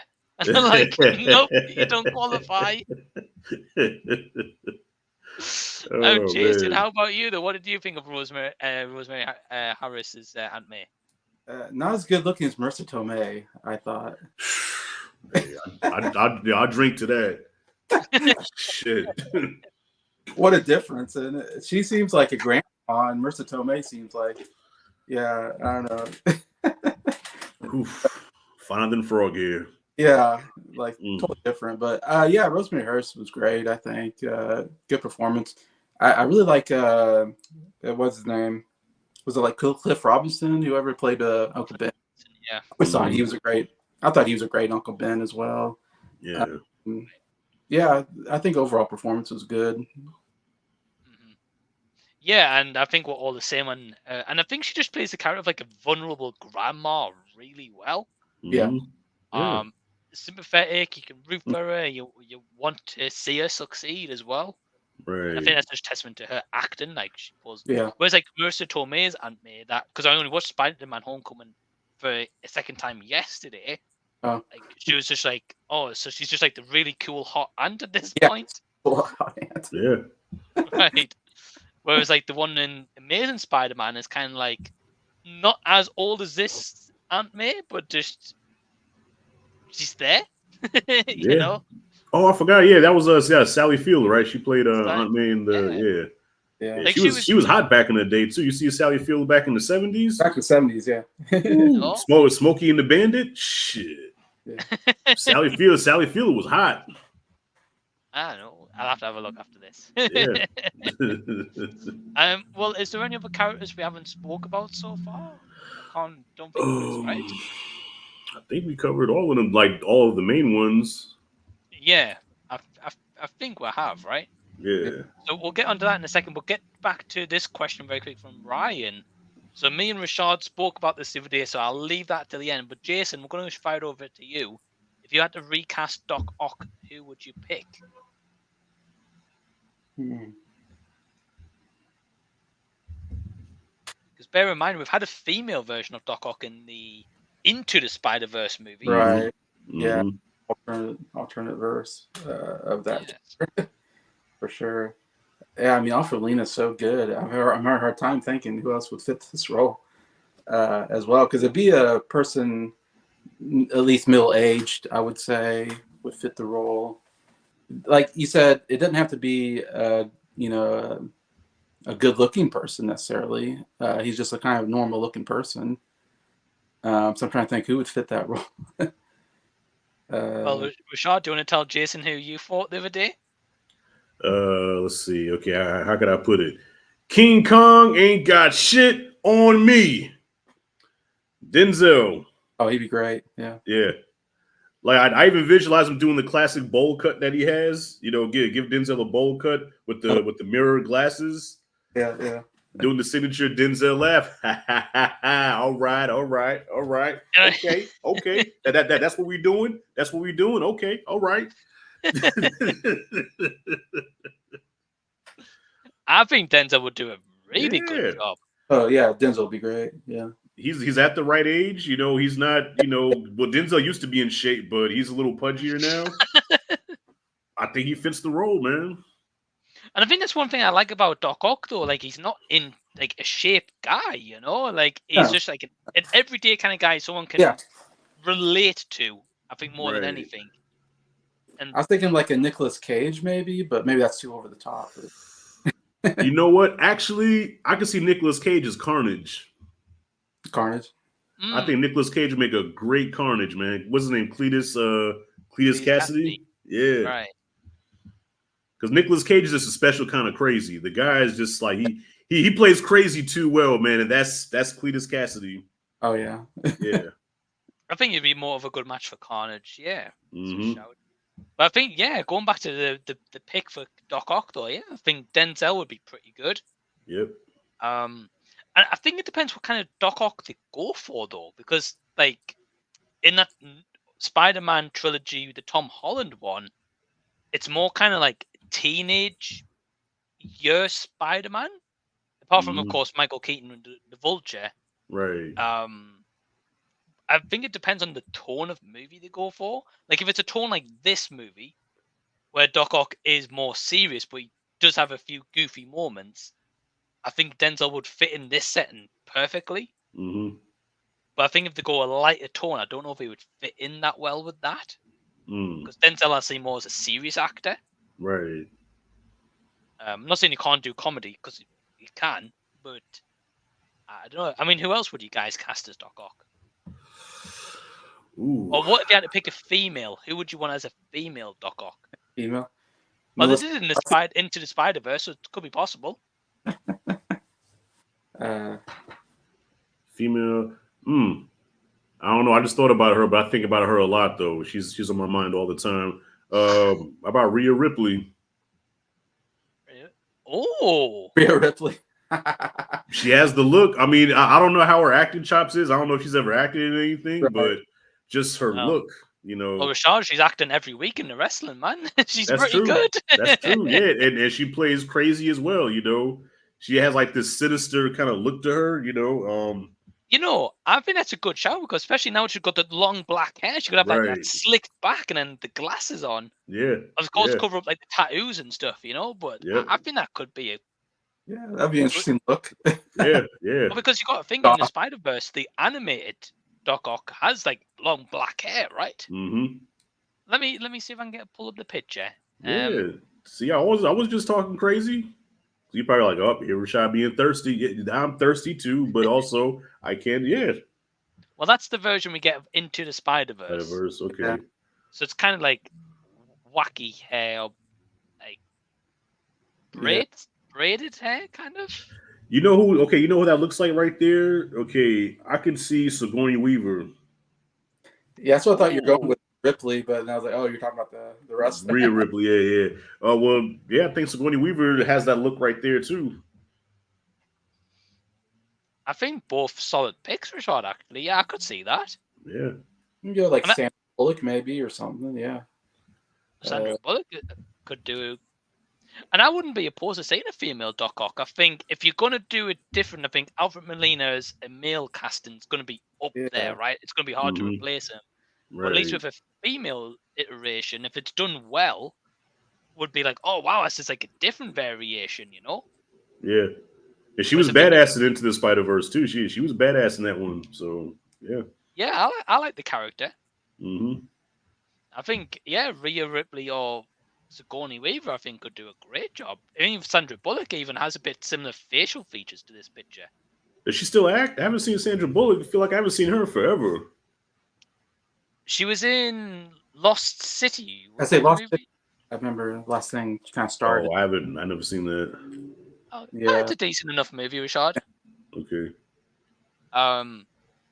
Yeah, but yeah, so we'll quickly ask you guys. So, Rashad, we'll go to you first. So, in Spider-Man 2, so what was your favorite moment or scene? I think like most people that train sequence, that fight between Doc Ock and Spider-Man, like kind of like the excitement I had for the first movie. Like I'm seeing like this fight that I've seen in the comics and the cartoons so many times, and I'm seeing a live action with even better effects. Because even when you look at Spider-Man, like Jason, what he was saying when he was on the when he propped himself up with the webs, like just the weight of it, like the weight of the CGI, like it looked like it was a real person. You know what I'm saying? Like it was dense, it was, you know, had weight to it. And I just thought the effects just was like, you know, way better than the first movie. So yeah, and then yeah, that part right there when he's holding the train, I remember being on the edge of my seat watching that for the first time. And even though you know Spider-Man's not gonna die, but just the suspense, like the tenseness of it, like, dude, he has to stop a whole fucking train, and you see the suit ripping and everything, and I'm like, and when it finally stopped, I was like, I was able to take a deep breath, I could breathe. Right. So well, it's like the vulnerability, isn't it, though, Rashad, to him? Yeah. So that was my favorite sequence there, and I'm trying to think. Favorite moment was when he became Spider-Man again. When he put the glasses on and they were blurry, and then he took them down. It's like, okay, he's back, and that music kicks in. That what's his name? Danny Elfman music. Danny Elfman score. Yeah. I got chills watching that. So yeah, him becoming Spider-Man again, and then the train sequence, like my two favorite parts of the movie. Right. Yeah, great pick, Rashad. And we haven't spoke about Danny Elfman's music, but yeah, great score in both movies as well. Yeah. Great, and he said like it matches the scenes perfectly. When you become Spider-Man again, and this sequence here, Rashad, quickly as you say, like I love the glass smashing as well, and the rips in his suit. Like it zooms in on the rips as well as it's like slowly tearing apart his suit. Right. I think Danny Elfman has to be like for me top 5 best movie composers ever. I think he's great, man. And unfortunately, when I don't know if you know the story, but when he did the Hulk, I think they got him like about 6-week notice or something like that. They gave him little to no time to score the Hulk because I guess whatever the composer they had wasn't working out. So they got Danny Elfman last minute, and he just whipped up something together the best he could, and that was the score that we got for the Hulk movie, which wasn't bad, but it sounded really Danny Elfman-like. Like you could tell he just threw something together real quick. Because he did Batman as well, right? Yes, he did. Batman, Edward Scissorhands, Beetlejuice, the Spider-Man movies. You know, yeah. He did the Batman the animated series. He did the score for that. Yeah. Yeah, like I definitely agree with Rashad. Like top 5 composers of all time, easily. Probably top 3 even. Yeah, easily. Mm-hmm. Him, John Williams is definitely up there. I don't think he's ever won an Oscar either. I don't think he has. No, I don't think he has. Criminal. Hans Zimmer, I would put in there. Hans Zimmer. Yeah. Yeah. James Horner. Yeah. Yeah, James Horner. Oh, Aliens, right? Hell yeah. Yes. yes. Church. Well, Jason, how about you? So we've heard Rashad's favorite scene was the train scene, iconic. How about yourself? Yeah, I guess I already mentioned the train scene was my favorite scene as well. I think it's definitely the scene people think about the most, I would think. It's a scene I feel like when it came out, that was the scene that you saw clips of the most, that you thought, yeah, that was probably the best action sequence of the whole movie. I was gonna mention, what do you think about the conductor guy? He's like, I came away going, this whole place takes place in New York, and I think, man, there's always this thing about New Yorkers being jerks, and this movie really New Yorkers look like jerks in some senses. Like he's trying to save these people, and he's trying something, it doesn't work, and the conductor guy goes, "You have any more bright ideas?" I'm like, what? Save your life, and you're gonna, your life's in danger, and you say that to him? Like, what a jerk. Jason, you want to know something, bro? As a New Yorker, that shit is very accurate. 96% of people from New York are assholes. It doesn't make them look good in this movie. But it's true. I just so happen, because I don't think I'm an asshole, I just happen to slip through the cracks. But yeah, majority of New Yorkers are just pricks for no reason. That's the reputation. Yeah. Yeah, right. Because at this point, obviously, the train brakes are gone. He can't do anything. Yeah. And it's like, any more bright ideas? Yeah. It's like, what? But also too, man, like that. What's special about that scene too, real quick, is that's like a definitive superhero moment, because like right now we're in an era where in these superhero movies you have all these collateral damage, you have buildings getting crushed, and it looks good on screen, but the whole thing about being a hero is you're supposed to save all this stuff. So the fact that Spider-Man sacrificed himself to save these people and this train from crashing, like there's really no collateral damage in these movies, really, so this is what a superhero is supposed to be. And that scene captured it perfectly. Yeah, and I think it's the defining scene in this where he truly recognizes that he needs to be Spider-Man. Right. Save the people. Yeah, I think it's a fantastic scene. And of course the wrap up as well, Doc Ock coming on the train and taking him to Harry, I think. It's also a great moment as well. Right. Yeah, I kind of can't disagree with you guys. This is a fantastic scene. Again, I love the bank scene as well, though, like the introduction to Doc Ock and first time we see him v Spider-Man, and then again that Aunt May moment where she hits him with the umbrella as well. Yeah, shame on you. You get a Joel McHale in there. I was like, wow, Joel McHale. Like, I thought that was so cool as the bank guy. He tries to steal one of the coins, and she slaps it out. He slaps it. That was great. It's a great moment. Great moment. Well, Rashad, we'll kick it over to you before we kind of wrap things up. Okay. So we've talked about Kirsten Dunst. We've talked about not being a huge fan of her. I think we need to talk about, if I can get up on screen, kind of going into it here, the ending of Spider-Man 2. Not sure if I'm going to be able to get a picture up here. Here we go. Okay. Where she's walked out of the wedding. She comes to Peter Parker, and of course she says, go get him, Tiger. So what's your thoughts on the ending of Spider-Man 2? Well, like I said, she ain't shit for running out on her husband. Okay, if she was in love with Peter Parker, she shouldn't have agreed to get married. She shouldn't have took the man's ring. She shouldn't have had to have him. I'm pretty sure J. Jonah Jameson paid for the whole wedding. So for Peter, yeah, I mean, shit, who wouldn't want Kirsten Dunst in a wedding dress knocking at my door saying, "Hey, I'm here, take me." You know, I think that's most brothers' dreams, you know. But on the flip side of that, yeah, she did your boy dirty, man. So yeah, as a movie, I'm like, okay, that was a sweet moment, but the realistic side of my brain is like, you ain't shit for doing what you did to that man. I love the fact though that she does turn up at his door and like she gives herself basically to him. Right. And he's more interested in the radio going off about being Spider-Man. I'm like, I'd be turning that radio off, you know? Yeah, well, yeah, at least for a few minutes, I'm pretty sure, you know, I don't know, he has spider power, so he probably can go a long time. But shit, I know me personally, hell, all I need is like a few minutes, man. Then I'm out the door. Yeah.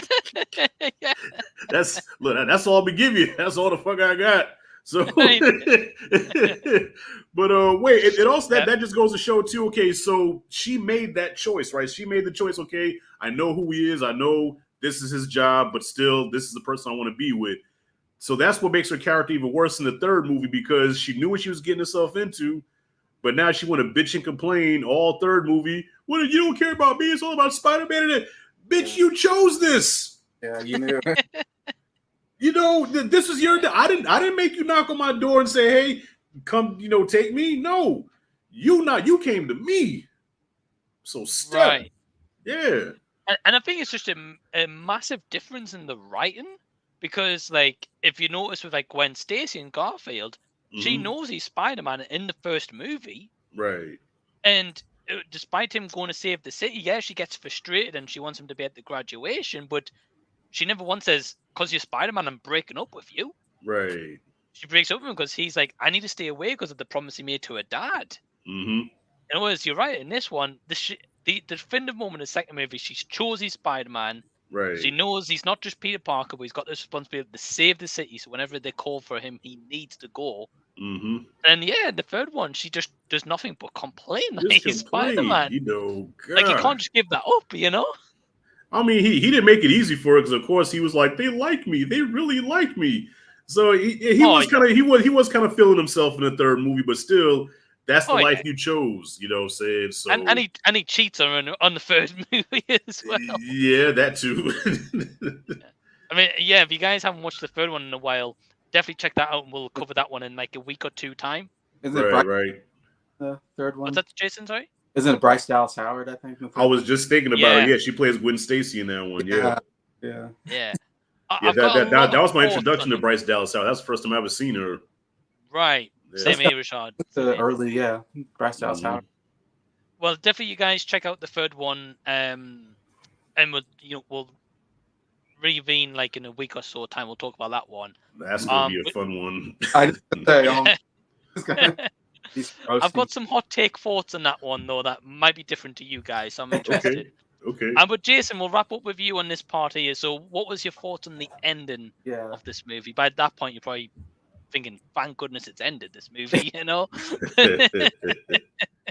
Yeah, and I was just thinking as we're talking, like, of course, I'm getting older, getting more cynical, maybe my older age, and I know it's a movie, but I the whole time I'm thinking, I had girlfriends back in the day, and they broke up with me, and it devastated me, but I moved on, and I kept thinking, just move on, just like, you're just so fascinated with this one person. There's other people out there.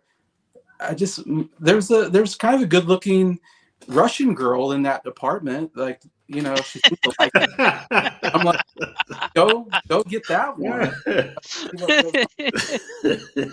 I don't know why you have to be fascinated with one person. Like, just like move on with your life. But I don't know. Maybe I'm just getting old and cynical. And that would have been interesting to know, like, the landlord find out he's Spider-Man. Yeah. Yeah, I mean, she baked them cookies and everything, man. She's a keeper. Right. Yeah. Well, especially in the third one, he's like, "Have you got any nuts? Yeah, make me some of those." And she goes off and makes him those cookies. Yeah, that's a keeper, man. He should have kept Jason. I agree. He should have went with that one. That's what I thought. Yeah. Yeah. So I don't know. I was never into this. I don't know. This is just me, and it might be crazy, but I just wasn't into this relationship as much as I probably should have been. kind of like watching Star Wars. The whole time I'm like, I'm not into this relationship at all. Like, it's not working for me.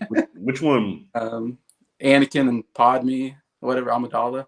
Okay, I didn't know. Yeah, I Yeah. understand. I understand. I'm like, I don't know. They're just not, something about their chemistry just isn't working just quite right for me. I don't know. Yeah. I might be crazy, Agreed.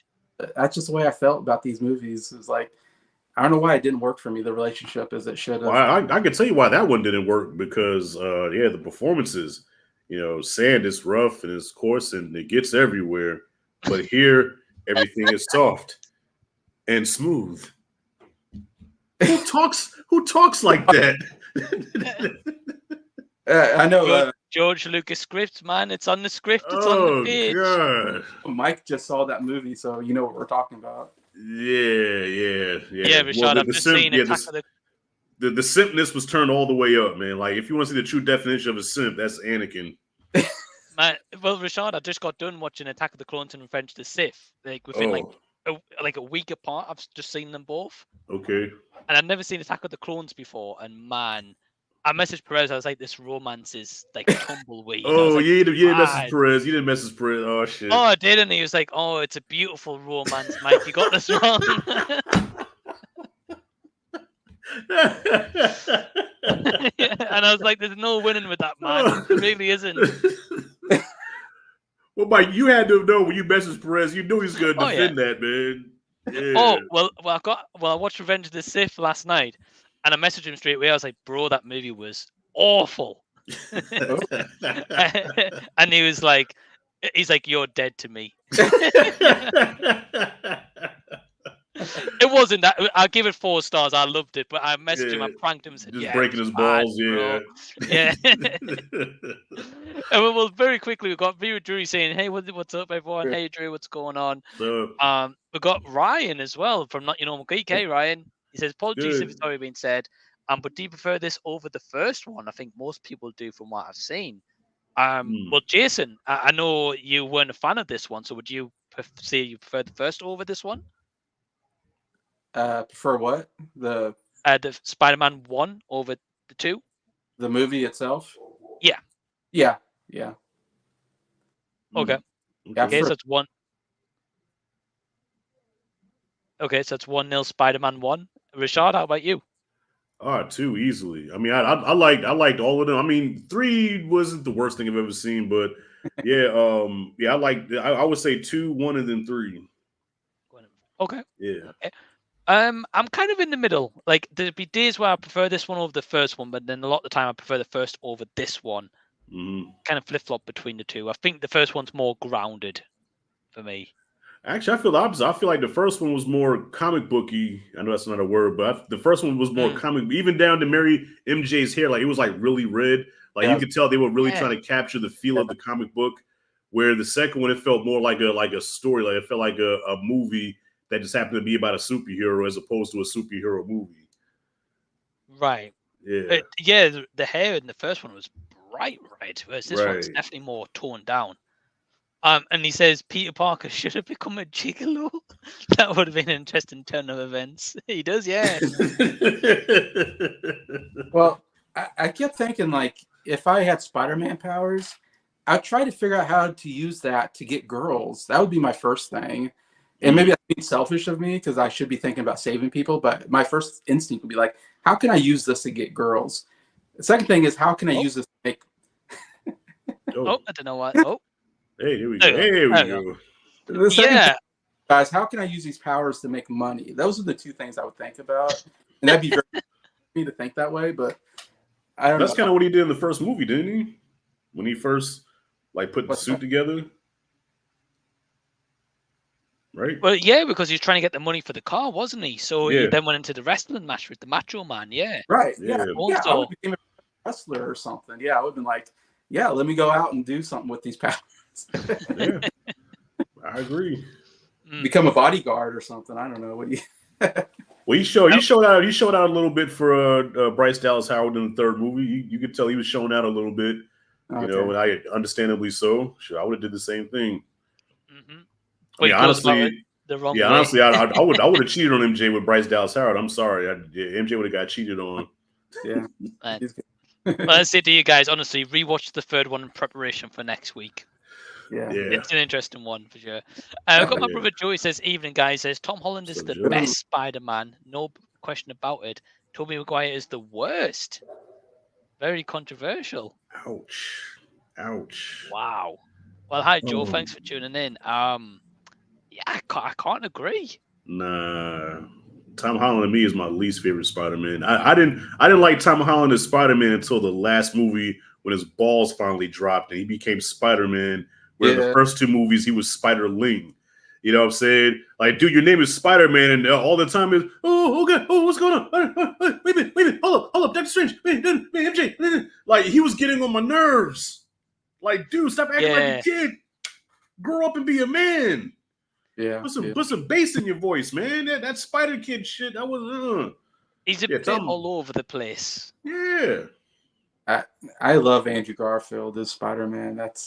I was so devastated when they didn't make a third movie. I was like, I really need closure to that story.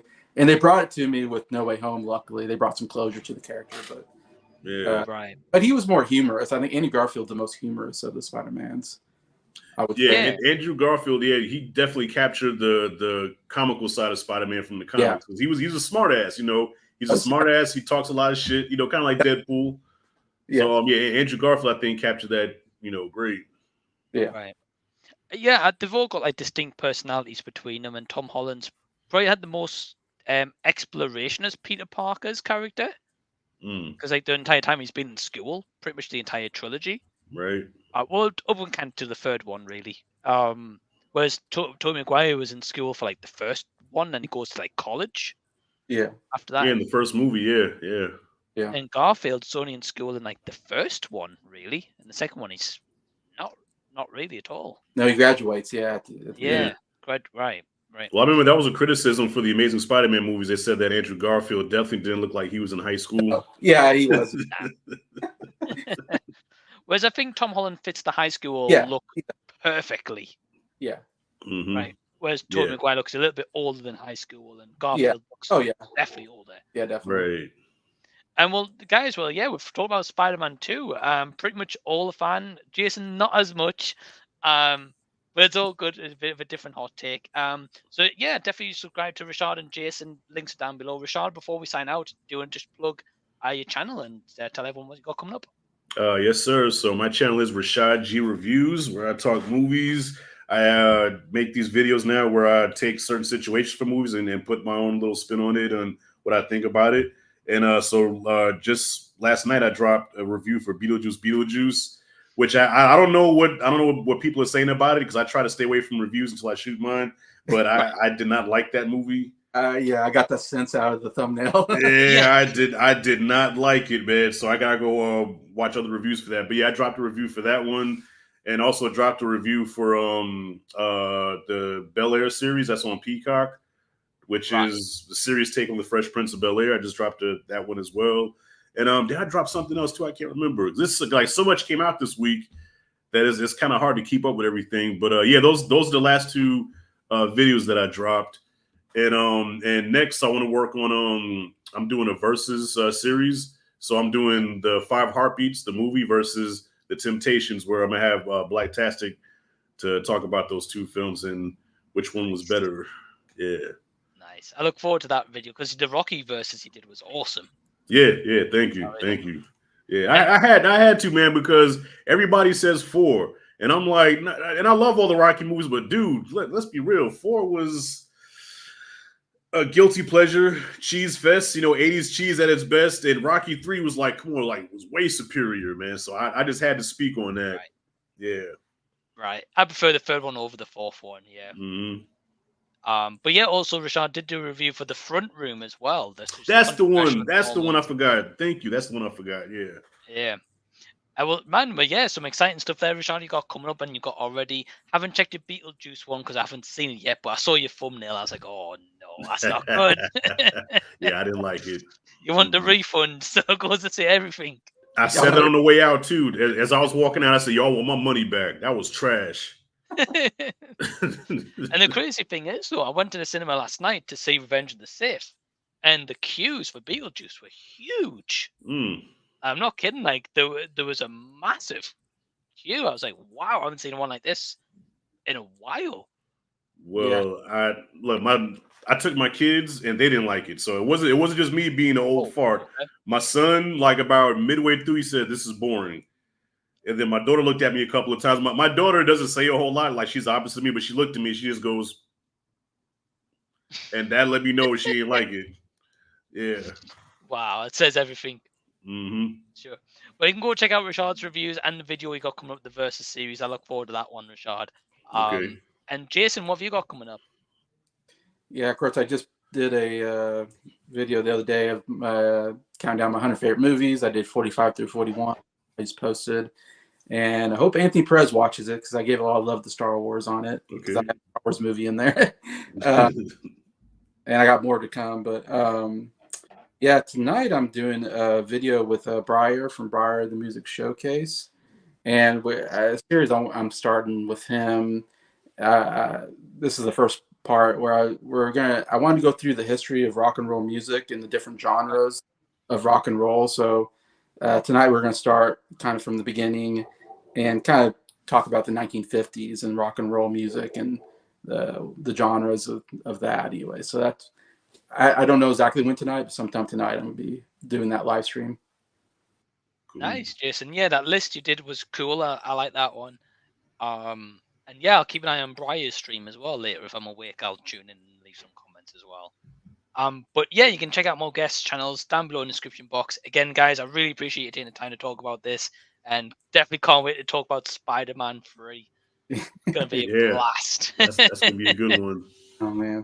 But yeah, guys, thanks for tuning in. Really appreciate it. Until next time, we will see you later. Bye, everyone. Peace.